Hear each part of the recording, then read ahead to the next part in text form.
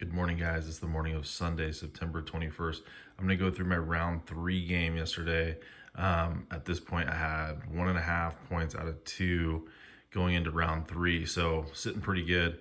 Tied for second place at the moment with 3 other players. And then the 2 first place, well, there's 2 people tied for first place at 3 points out of 3. So I should have a good chance to make a run at it today for first. But here's the position from yesterday's third round game. I got paired up with another lower rated player, but I mean he was playing well. But we'll go through that. We're on move 12, and he makes the first mistake of the game, and is trying to dislodge my knight on e5, and he plays f6. So in beginning chess, you know that moving that f pawn is very, very dangerous, especially with a knight sitting on e5. And do you see the tactic? I'll give you a couple of seconds here to view it and scope the board.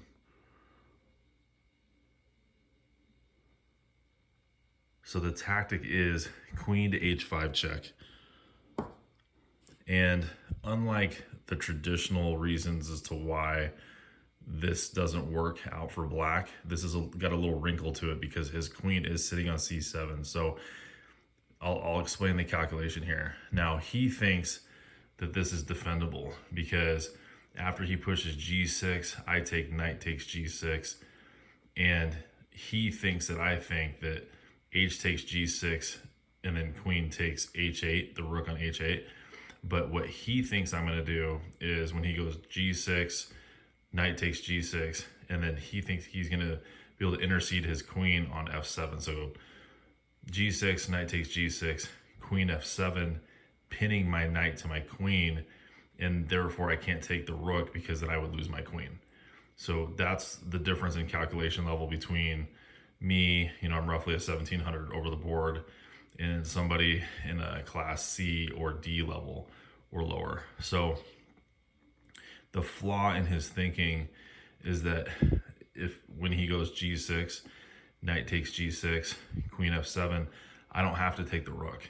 I can drop the knight back to f4, defending my queen with the knight, and he cannot remove the defender with knight takes f4 because I have the in-between move, queen takes f7 check.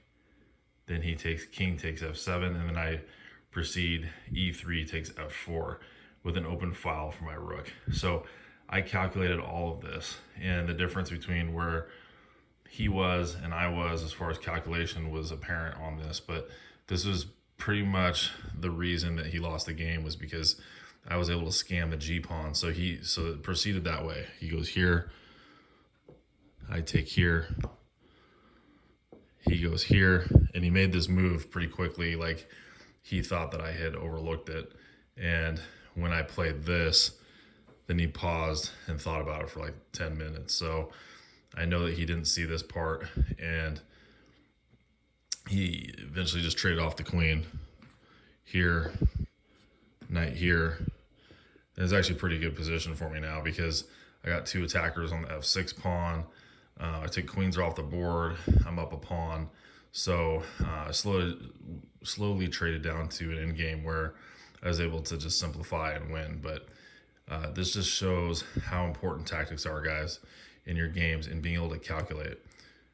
So I'm sitting at 2.5 points out of 3 right now with 2 rounds to go. I should be matched up with some higher rated players today, probably some 1600s and 1700s. But have a great day, guys. I'll see you on the next one.